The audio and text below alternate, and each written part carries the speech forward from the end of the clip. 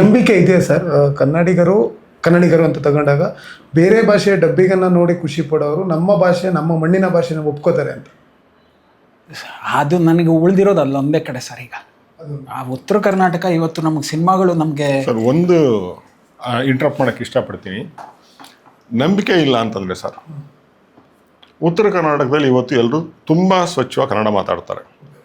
For example, ಇವತ್ತು ನಂಬಿಕೆ ಇಲ್ಲ ಅಂತ ನಾನು ಅನ್ಕೊಳ್ಳಿ, ನೀವು ಹೇಳ್ತಾರಂಥದ್ದೇ. ನಾನು ಅಲ್ಲಿ ಜನಕ್ಕೆ ನೇರವಾಗಿ ಕೇಳೋದು ಒಂದೇ ಪ್ರಶ್ನೆ, ಇಲ್ಲಿಂದ ನಿಮ್ಮ ಭಾಷೆ ಸಿನಿಮಾ ಮಾಡಿದ್ವಿ, ನೀವು ಉಳಿಸ್ಕೋಬೇಕು ಅಂತಿದ್ದೀರಾ, ಬಿಡಬೇಕು ಅಂತಿದ್ದೀರಾ ಅಲ್ವೇ? ನಮ್ಮತನ ಅಂತ ನಿಮ್ಮಲ್ಲಿ ಇರ್ಬೇಕು ಮೊದಲು. ಅದು ಯಾಕೆ ನನಗೂ ಅರ್ಥ ಆಗ್ತಿಲ್ಲ, ಯಾಕೆ ಅಣ್ಣ ತಂದಿರನ್ನೇ ದೂರ್ತಾರೆ ಅಂದ್ರೆ ನಮ್ಮ ಉತ್ತರ ಕನ್ನಡ ಇಲ್ಲ ಸರ್, ದೂರ ಮಾಡಿಬಿಟ್ಟಿದ್ದಾರೆ.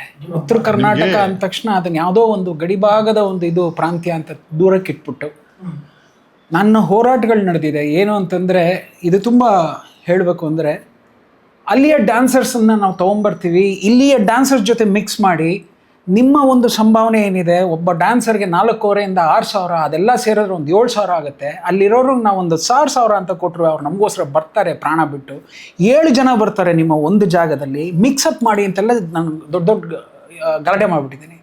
ಒಪ್ಕೊಳ್ಳಲ್ಲ. ಅದು ಗೊತ್ತಾಗ್ತಾನೆ ಗೊತ್ತಿಲ್ಲ, ಅದಕ್ಕೆ ಬುಡ ನಮ್ಗೆ ಸಿಕ್ಕಿಲ್ಲ. ಅದಕ್ಕೆ ಸರಿ, ಬರೀ ಸಿನಿಮಾದಲ್ಲೇ ಅಂತಲ್ಲ ಸರ್, ನೀವು ಪ್ರತಿ ಸಲ ಯಾವುದೇ ಸರ್ಕಾರ ಬಂದರೂ ಅಲ್ಲಿರೋ ಜನ ಏನು ಹೇಳ್ತಾರೆ ಹೇಳಿ? ಅಲ್ವೇ?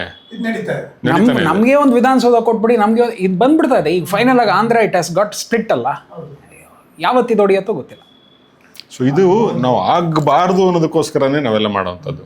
ನಮ್ಮ ಭಾಷೆ ಹೆಂಗಿರಬೇಕು ಅಂತಂದರೆ, ನಾವೆಲ್ಲರೂ ಒಂದು ಅಖಂಡ ಕರ್ನಾಟಕ ನಮ್ಮದು, ಅಖಂಡ ಭಾರತ ಅಂತ ನಾವು ಹೆಂಗಂತೀವೋ ಅಖಂಡ ಕರ್ನಾಟಕ ಆಗೇ ಇರಬೇಕು ಅಂತ. ಸೊ ನಮ್ಮ ಪ್ರಯತ್ನ ಏನಪ್ಪ ಅಂದರೆ, ನಾವು ಇಲ್ಲಿರೋರು ಅಲ್ಲಿ ಕಲ್ಟ್ರನ್ ಸಿನಿಮಾ ಮಾಡೋಣ.